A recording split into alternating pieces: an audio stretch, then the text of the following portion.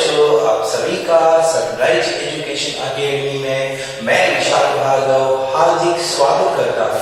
तो बच्चों, हमने बात की थी कुछ महत्वपूर्ण यौगिकों के बारे में चर्चा की, जिसमें हमने NaCl NaOH को पढ़ा। आज तीसरा यौगिक है जिसका नाम है CaOCl2। इसको बोलते हैं कैल्शियम ऑक्सीक्लोराइड। क्या बोलते हैं? Calcium oxychloride. और इसी का नाम है आपका ब्लीचिंग पाउडर, विरंजक चूर्ण। विरंजक चूर्ण, ब्लीचिंग पाउडर,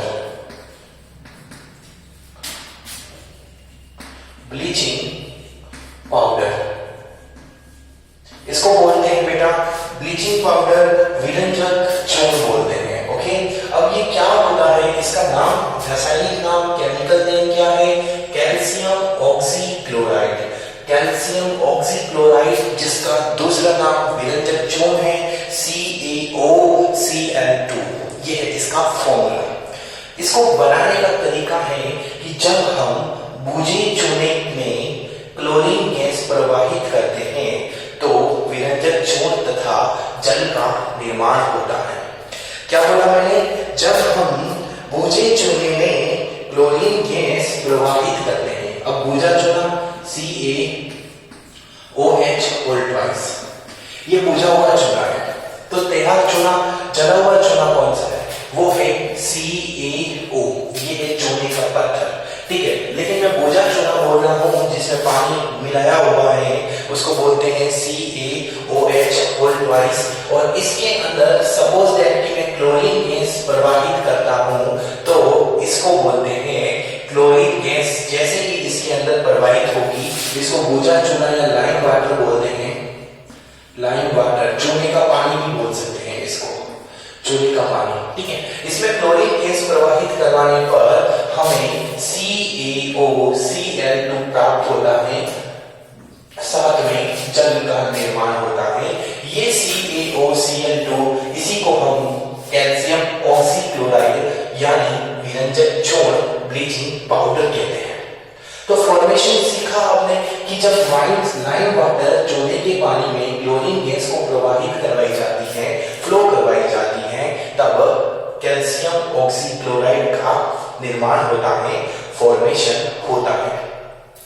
अगर मैं कुछ प्रॉपर्टी की बात करूं तो ये कैल्शियम ऑक्सीक्लोराइड पीले रंग का होता है, येलो कलर का होता है और बदबूदार होता है। इसकी गंध बहुत ही तीक्ष्ण होती है, वेदी बहुत ही बदबू वाली है, गंध युक्त होता है, गंध युक्त स्मेल करता है। क्या करता है? स्मेल करता है विरंजक चूर्ण। तो कुछ बातें आपको पता चली। कलर कैसा होता है बेटा? इसका कलर जो है वो पीले रंग का होता है और विरंजक चूर्ण बदबूदार होता है। इसको हम ठंडे जल में रख सकते हैं। इसको हम किस में रख सकते हैं? ठंडे जल में रख सकते हैं और वहां पर ये विलय हो जाता है, सोल्यूबल हो जाता है, गर्म पानी में नहीं, हॉट वाटर में नहीं, कोल्ड वाटर। तो ठंडे जल में, किसमें? ठंडे जल में विलय होता है। सोल्यूबल इन, ये नई स्पेशल क्वालिटी आ गई तो स्नान लगा के ध्यान रखना। ठंडे जल में विलय होता है, सोल्यूबल इन कोल्ड वाटर।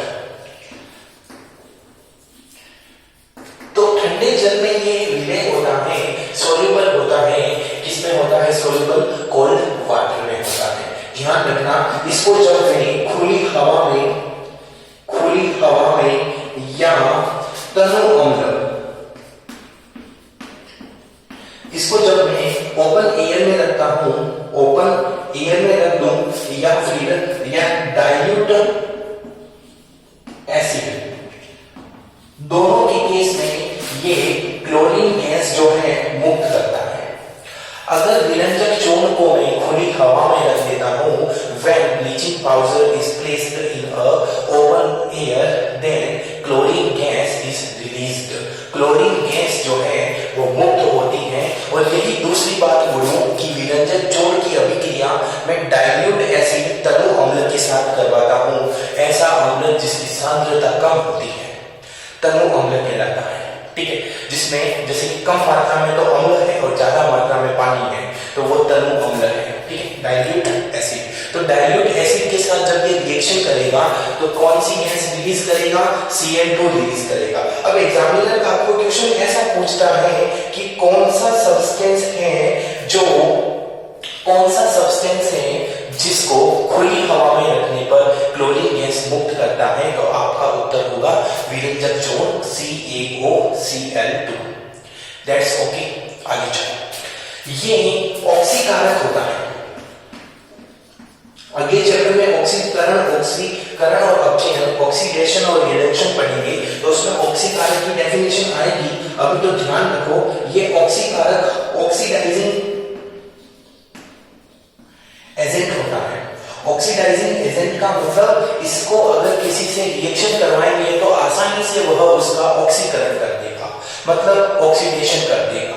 तो इसी वजह से विरंजक जोड़ को ऑक्सीकारक ऑक्सीडाइजिंग एजेंट कहते हैं। अगर पूछे क्यों, तो बोल सकते हैं कि विरंजक जोड़ जब ऑक्सीजन से अभिक्रिया करता है तो क्लोरीन को मुक्त करता है, और वही क्लोरीन जो है वो क्या करता है? ऑक्सीकारक के रूप में काम करता है, आगे वाले का ऑक्सीकरण ऑक्सीडेशन करवा देता है। इसी वजह से इसका उपयोग हम किसी रंगीन पदार्थ के कलर उड़ाने में करते हैं। मतलब कलरफुल कोई भी ऑब्जेक्ट है, उसका रंग उड़ाना है, कलर उड़ाना है, तो हम किसका उपयोग करते हैं? विरंजक जोड़ का उपयोग करते हैं। चाहे वो कपड़ा हो, चाहे वो कुछ भी हो, अगर उसका कलर ट्रेस करना है तो इसको विरंजक जोड़ का प्रयोग करते हैं। जैसे आपको पता हो तो आजकल के बीच में बच्चों में ट्रेंड चलता है, किसी के ब्लैक बाल अच्छे नहीं लगते तो वो अपने बालों में ब्लीच करवा देते हैं। ब्लीच करवाने से क्या होता है? उन बालों का कलर उड़ जाता है और बाल जो ब्लैक है वो व्हाइट बन जाते हैं। ब्लीच की टैनिंग चलती है। या फिर कोई लेडीज होती है, अगर उनके चेहरे पे हल्के हल्के बाल आते हैं तो वो ब्लीच करवाती है। ब्लीच करवाने से क्या होगा कि वो जो ब्लैक कलर के बाल है ना, वो भूरे कलर के बन जाएंगे, स्किन की कलर जैसे होंगे, और वो आगे वाले को दिखेंगे नहीं कि भाई इसके चेहरे पे बाल भी है। तो ब्लीच का मतलब है किसी का रंग उड़ाना, किसी का कलर उड़ाना। तो मैं एक बात और यदि लिखना चाहूं तो यहाँ पर लिख सकता हूं कि रंगीन पदार्थ है कोई कलर्ड ऑब्जेक्ट है, और इसके साथ में अगर विरंजक जोड़ CaOCl2 की रिएक्शन करवाता हूं तो वो रंगहीन पदार्थ बन जाता है, उसका कलर उड़ जाता है, रंगहीन पदार्थ बन जाता है, जिसको हम बोलते हैं कलरलेस ऑब्जेक्ट का फॉर्मेशन होता है, निर्माण होता है। इसी वजह से कारण क्या बोला मैंने कि कैल्शियम ऑक्सीक्लोराइड विरंजक जोड़ प्रबल ऑक्सीकारक ऑक्सीडाइजिंग एजेंट होता है। इसी वजह से इसका उपयोग हम रंगीन पदार्थों के रंग को उड़ाने में, कलर को रिमूव करने में हम इसका उपयोग करते हैं। तो बेटा यहाँ पर मैंने आपको इतनी सारी बातें बताई हैं, और चलते हैं इसके और उपयोग के बारे में। आइए एक एक करके हम इसका उपयोग देखते हैं। तो मैं यूजेस की बात करता हूं, यूजेस की बात करूं तो सबसे पहले आपको ध्यान करना है कि अगर कोई रंगीन कपड़ा है, उसको कपड़े को कलर व्हाइट में कन्वर्ट करना है, तो मैं वस्त्र उद्योग में इसका उपयोग कर सकता हूं। जी हाँ, सही पकड़े आप, वस्त्र उद्योग मतलब टेक्सटाइल में इसका उपयोग कर सकता हूं। तो टेक्सटाइल में इसका उपयोग कर सकते हैं। आपको पता है जो पेपर आता है आपके पास, जो कागज आता है, वो कागज पेड़ की छाल से निकाल के लाते हैं, और वो पेड़ की छाल व्हाइट कलर की नहीं होती, उसका कलर उड़ाना पड़ेगा। उसकी कलर उड़ाने के लिए हम इसी का उपयोग करेंगे। इसलिए मैं बोल सकता हूं कि कागज उद्योग में, पेपर मिल में भी इसका उपयोग किया जा सकता है। क्योंकि यह प्रबल ऑक्सीकारक होता है, इसलिए कहीं पे ऑक्सीडाइजिंग एजेंट के रूप में, ऑक्सीकारक पदार्थ के रूप में भी मैं CaOCl2 का प्रयोग कर सकता हूं। आप देख सकते हैं यहाँ पर कि मैंने कहां-कहां इसका उपयोग किया है। वस्त्र उद्योग और कागज उद्योग में इसका उपयोग किया है। अब मैं एक और बात करूं तो पीने के पानी को शुद्ध करने में, पीने के पानी को शुद्ध करने में प्यूरिफिकेशन ऑफ ड्रिंकिंग वाटर, अगर जो पानी हम पीते हैं उसको ड्रिंकिंग वाटर को शुद्ध करने में हम किसका उपयोग करते हैं, यहाँ पर किसका उपयोग करते हैं, हम कैल्शियम क्लोराइड का प्रयोग कर सकते हैं। मैंने कैल्शियम ऑक्सीक्लोराइड के बारे में इतनी सारी बातें बताई है, आपको यहाँ पर ध्यान में रखनी है ये वाली बातें। मैं हटता हूं, स्क्रीनशॉट ले लेना, फिर अगले यौगिक की चर्चा करेंगे। अगला यौगिक है हमारा NaHCO3। क्या है यौगिक? NaHCO3। ठीक है, इसको बोलते हैं खाने का सोडा, बेकिंग सोडा इसका नाम है, और इसको बोलने का तरीका है बेटा NaHCO3। ठीक है, सोडियम हाइड्रोजन कार्बोनेट। आप देख सकते हैं यहाँ पर ये सोडियम हाइड्रोजन कार्बोनेट इसको बोलते हैं NaHCO3। इसका अन्य नाम बात करूं मैं तो खाने का सोडा, बेकिंग सोडा के रूप में इसका नाम प्रचलित है, बेकिंग सोडा या फिर खाने का सोडा। खाने का सोडा इसका उपयोग आप घरों में करते हैं, जब लेडीज कुछ खाद्य सामग्री का निर्माण करती हैं तब खाने का सोडा मिलाते हैं हमारे घरों में, और उसका उपयोग हम भोजन बनाते समय कर सकते हैं। अलग विशेष प्रकार के भोजन, एग्जाम्पल के तौर पर ढोकला, खिचिया जो हमारे बीच में हम बनाते हैं, उसमें हम खाने के सोडे का प्रयोग भारी मात्रा में करते हैं।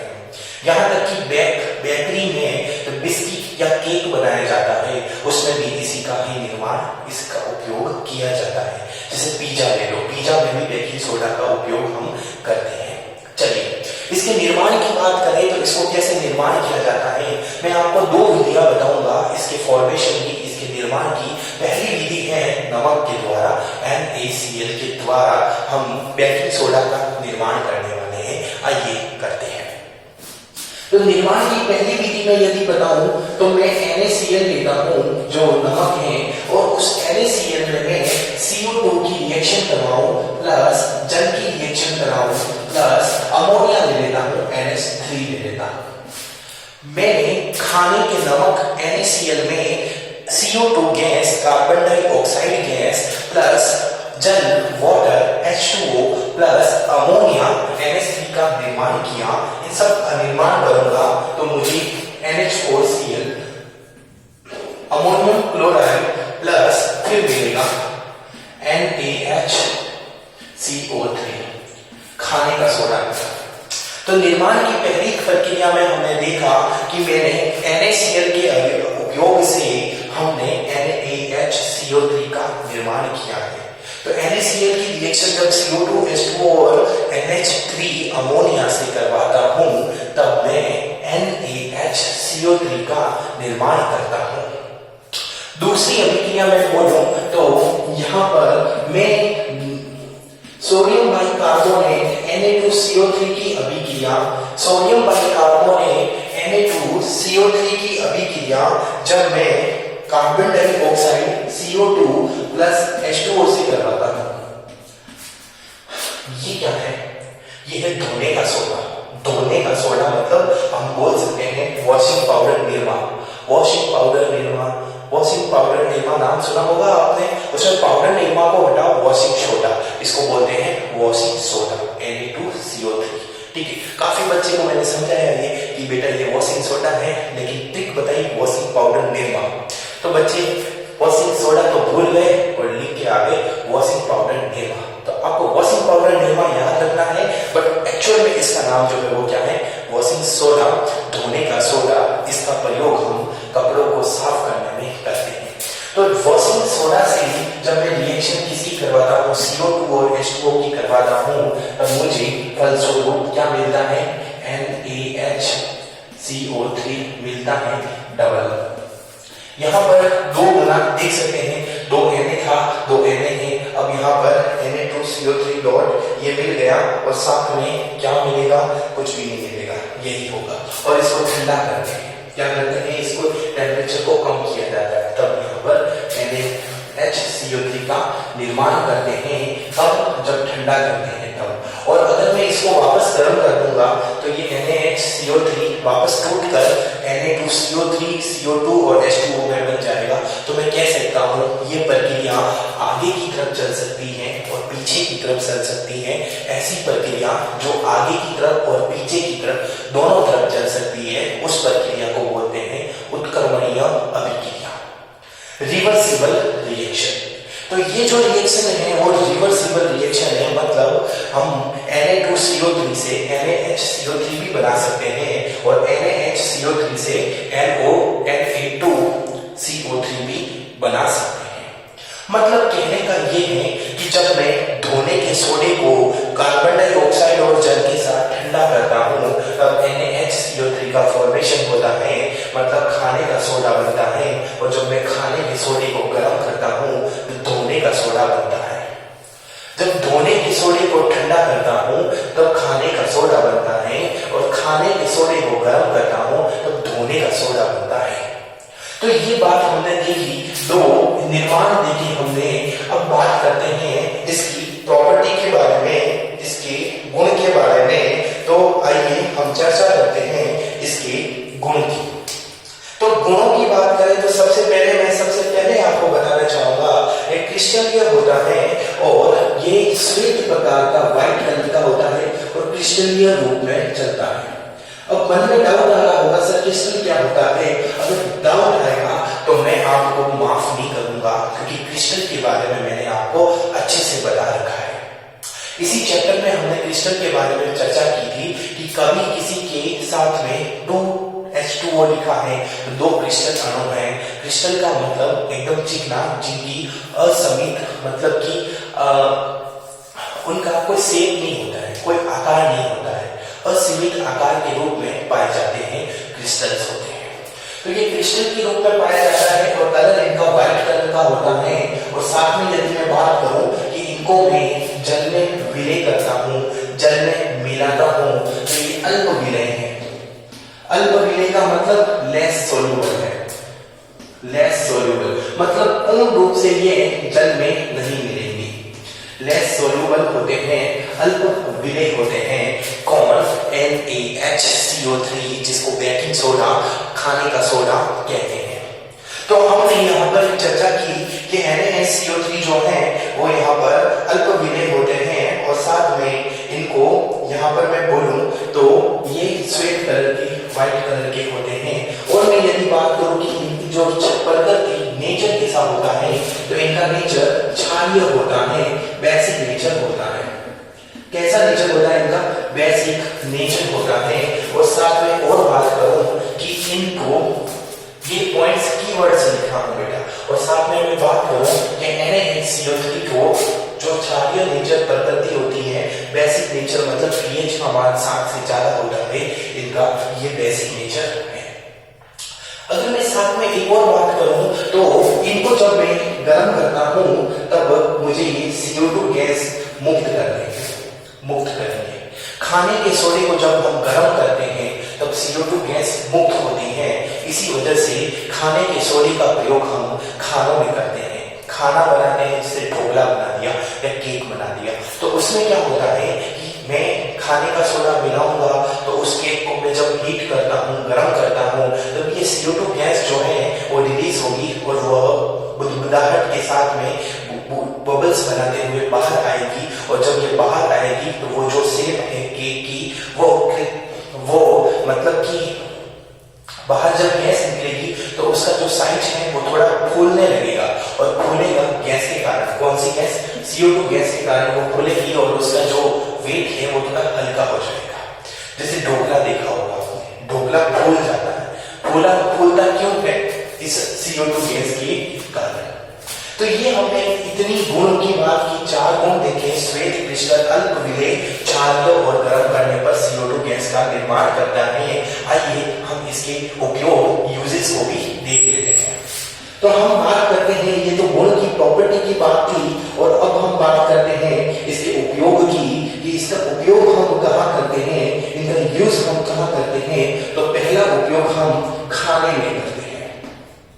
मैंने बताया आपको कि ऐसा भोजन बनाना है, जैसे खमन ढोकले बनाने हैं या खिचियां बनाना है या फिर केक बनाना है या फिर बेकरी में बिस्किट बनाने हैं या फिर ठोस बनाने हैं, तो उन सब में हम इस NaHCO3 बेकिंग सोडा खाने के सोडे का प्रयोग करेंगे, क्योंकि हम चाहते हैं कि वह हल्के हो, वो फूले, और वो फूलेंगे तभी उनका टेस्ट आएगा। ओके, आगे चलते हैं हम। इसका उपयोग आपने देखा होगा कि पेय पदार्थों में किया जाता है। पेय पदार्थ मतलब कोका कोला हो गया, नींबू पानी हो गया। आपने देखा होगा, मार्केट में गए होंगे तो 10 रुपए का नींबू पानी वाला, जब आप वहां नींबू पानी लेने जाओ तो वो बोतल में पानी भरता है और किसी एक मशीन में डालता है, उसको बंद करता है, फिर गैस को चालू करता है और उसके अंदर गैस भरी जाती है, और फिर वो वापस निकालकर नींबू पानी में डालेगा तो वो बुदबुदाहट के साथ में वो पानी झाग निकालते हुए निकालेगी। उस झाग के अंदर कौन सी गैस होती है, तो आप बोलेंगे कौन सी गैस होती है? CO2 गैस होती है। लेकिन यहाँ पर अलग पेय पदार्थ हैं, उसमें तो CO2 मैंने ऐसे उदाहरण देके बताया, ये अलग प्रकार के पेय पदार्थ में NaHCO3 का हम उपयोग करते हैं। अगर मैं बात और आगे की बात करूं तो मैं इसका उपयोग अग्निशामक यंत्र में कर सकता हूं। इसमें इसका उपयोग करता हूं अग्निशामक यंत्र में, फायर एक्सटिंग्विशर में कर सकता हूं मैं। अग्निशामक यंत्र,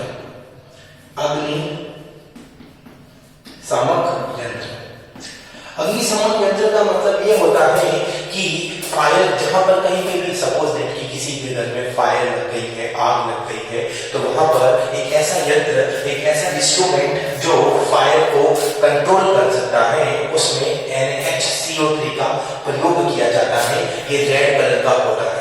कौन से कलर का होता है? रेड कलर का। सामान्यतः आपने इसको हॉस्पिटल में, पेट्रोल पंप पर इनको देखा होगा। और मैं यदि बात करूं तो पेट की अम्लता को दूर करता है।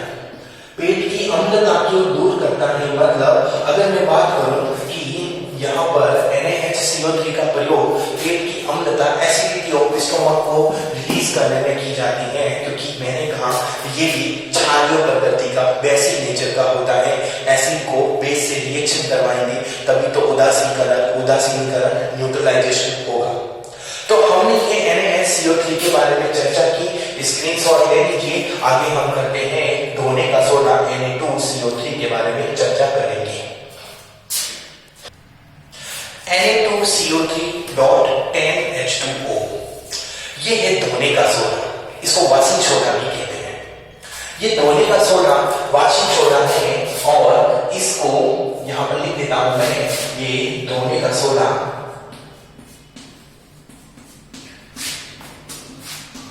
इसको वॉशिंग सोडा भी कहते हैं। वॉशिंग सोडा,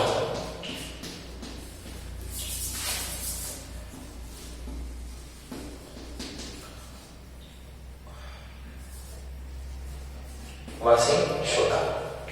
ओके, अगर मैं बात करूं कि खाने का सोडा, जब अब मैं इसके निर्माण की बात करता हूं, जब खाने के सोडे को NaHCO3 को जब मैं गर्म करता हूं, गर्म का मतलब बेलना, यहाँ पर त्रिभुज का निर्माण बनाया, इसका मतलब ये गर्म कर रहा हूं, हीट कर रहा हूं, तब मुझे Na2CO3 का निर्माण होता है और .10H2O मिलता है। ये जो Na2CO3.10H2O है, इसी को हम क्या बोलते हैं? धोने का सोडा। और ये जो पूरी प्रक्रिया है, इस पूरे प्रक्रम को बोलते हैं साल्विक प्रोसेस, साल्विक प्रक्रम। तो क्वेश्चन सीधा ये पूछता है एग्जामिनर कि धोने के सोडे के बनाने के लिए कौन से प्रक्रम का उपयोग किया जाता है? आपका उत्तर होगा साल्विक प्रक्रम। साल्विक प्रोसेस से हम धोने के सोडे Na2CO3.10H2O का निर्माण करते हैं। और जब मैं इसी Na2, अब यहाँ पर देख सकते हैं, इस फॉर्मूले को देखो तो इसमें आपको 10 क्रिस्टल अणु मिलेंगे जल के। 10 इसमें जल के 10 क्रिस्टल अणु होते हैं। 10 क्रिस्टल अणु होते हैं। 10 crystal molecule of water is present in washing soda। देखिए देख सकते हैं आप log 10H2O है, और जब मैं इसको गर्म करता हूँ तब ये क्रिस्टल के अणु चले जाएंगे और इसको गर्म करने पर मुझे मिलेगा Na2CO3 और इसको हम बोलते हैं सोडा ऐश। सोडा ऐश, ऐश का मतलब होता है राख, तो यहाँ पर सोडा ऐश का मिला Na2CO3 का।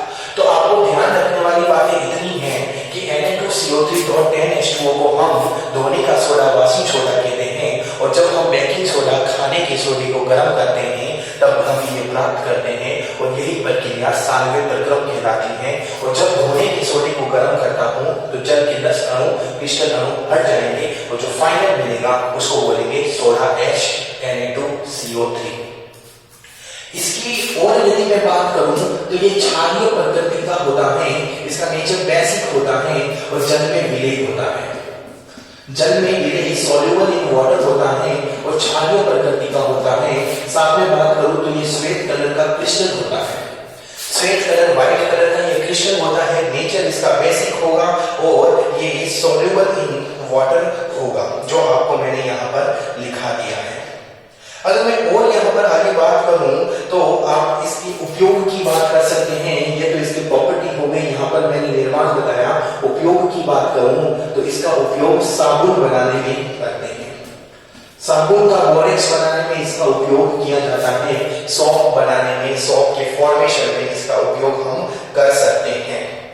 अगर मैं और थोड़ा आगे चलूं तो इसका उपयोग साबुन के साथ मैं अपमार्जक के रूप में भी इसका उपयोग कर सकता हूं, और इसी अपमार्जक को हम डिटर्जेंट के नाम से जानते हैं।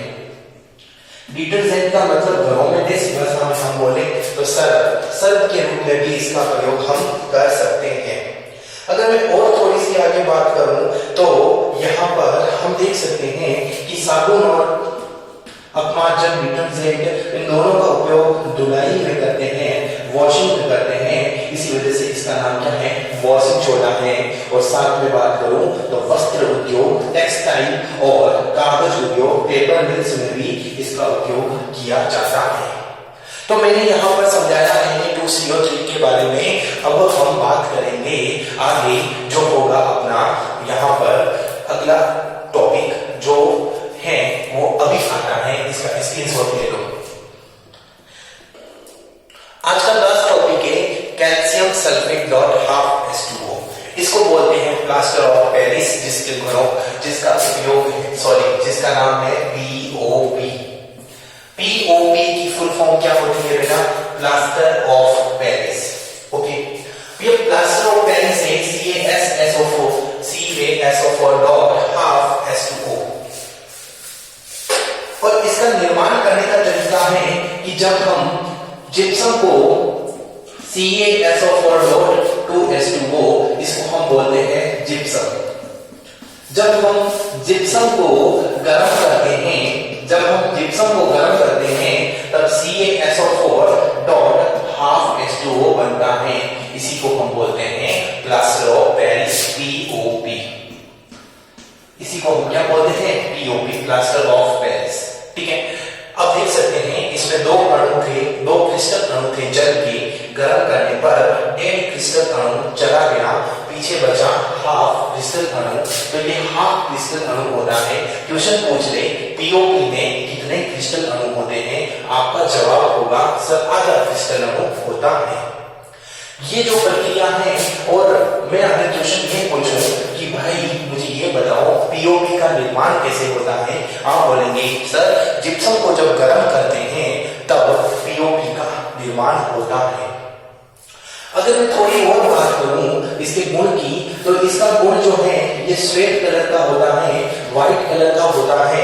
प्लास्टर ऑफ पेरिस कौन से कलर का होता है? श्वेत कलर का। व्हाइट कलर का होता है, ठोस और चिकना पदार्थ होता है, सॉलिड होता है, और कैसा होता है? स्मूथ होता है, चिकना होता है। ये श्वेत ठोस और चिकना होता है, व्हाइट सॉलिड और स्मूथ होता है।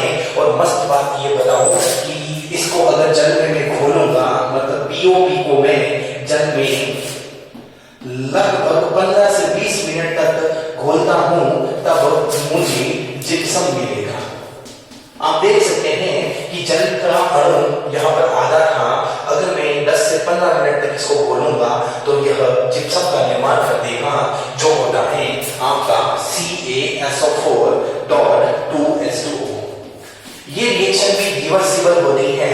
मैंने जिप्सम को गर्म किया, जल के अणु को हटाया, तब POV मिला। अगर मैं POV में वापस जल को जोड़ूं तब जिप्सम मिलेगा। जिसको जिप्सम में अगर पूछें जिप्सम में कितने क्रिस्टल के अणु होते हैं, आप बोलेंगे 2 क्रिस्टल के अणु होते हैं। अगर मैं इसके ये तो गुण की बात करूं और अगर मैं इसके उपयोग यूजेस की बात करूं तो यूजेस में आप देखेंगे कि यूजेस में जब आपकी हड्डी टूट जाती है, अगर पैर का फ्रैक्चर हो गया, कहीं जाते जाते गिर गए या किसी के साथ एक्सीडेंट हो गया, तो उस केस में आपके हाथ के ऊपर पट्टी बांधी जाती है और व्हाइट कलर के लेप से उस पट्टी को स्ट्रॉन्ग करके चिपकाया जाता है। उसी व्हाइट कलर को हम बोलते हैं प्लास्टर ऑफ पेरिस, POP। तो हड्डी को तोड़ने में, जो हड्डी को जोड़ने में इसका उपयोग किया जाता है, हड्डी को जोड़ने में हम किसका उपयोग करते हैं? प्लास्टर ऑफ पेरिस का। आपने देखा होगा कि अच्छे अच्छे भवनों का निर्माण होता है तो उसमें छत जो होती है वो छत डिजाइन से बनाई जाती है, उसी में भी प्लास्टर ऑफ पेरिस का निर्माण होता है। तो मैं बोल सकता हूँ भवन निर्माण में, हाउस के फॉर्मेशन में हम किसका उपयोग करते हैं? प्लास्टर ऑफ पेरिस का उपयोग कर सकते हैं।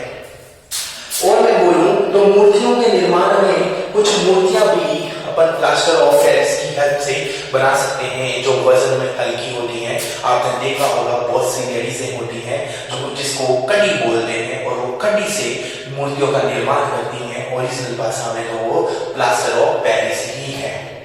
अगर और मैं बात करूं तो दंत चिकित्सक जो होते हैं, डेंटिस्ट होते हैं, वो डेंटिस्ट भी इसी का उपयोग करते हैं। दंत चिकित्सक, डेंटिस्ट की बात करूं तो दंत चिकित्सा में भी इसका उपयोग किया जाता है। बेटा समय कम था, मटेरियल ज्यादा था, इसलिए मुझे थोड़ा फास्ट बताना पड़ा, तो आप मेरे वीडियो को वापस देखना, आपको समझ में आ जाएगा। और जितना मैंने पढ़ाया उतना सफिशिएंट है आपके बोर्ड 10th बोर्ड के एग्जामिनेशन के लिए। चाहता हूं आपसे आज्ञा, धन्यवाद, राम राम, मिलते हैं